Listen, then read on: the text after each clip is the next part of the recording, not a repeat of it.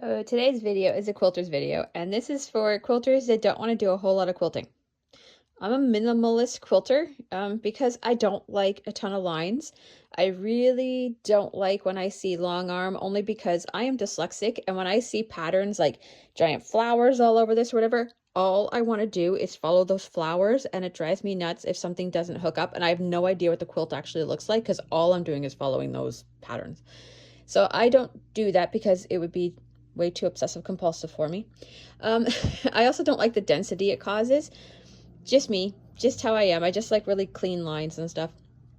So if you're kind of like that, we all quilt differently, and that's what makes us cool and unique. So if you are a minimalist quilter, here are some tips. So on this one here, I have actually done a variety of hand stitching versus machine, and you can do that, and it adds a lot of creativity to it. I love doing that. So basically it's just quilted along the sashing lines between each block, right down in there, straight stitch. Same thing with all the inner borders, straight stitch.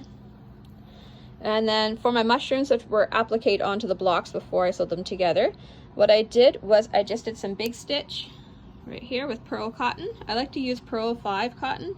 You can also use pearl 8, and it's just a little bit better than floss because it doesn't catch, but you can use 2 strands of floss as well if you want like a lighter one that doesn't catch too much.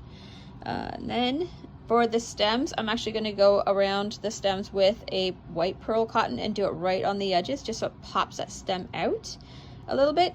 And then what I'm doing right now is I'm going back and finishing the corners, and I'm just going corner to corner just to give a little bit more stitching within these areas, because it is a large area to cover with batting underneath. If this was a no batting quilt, I wouldn't be bothered doing this.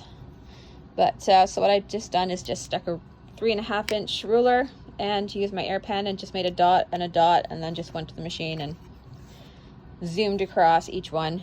And so that's it. That's like minimalist quilting.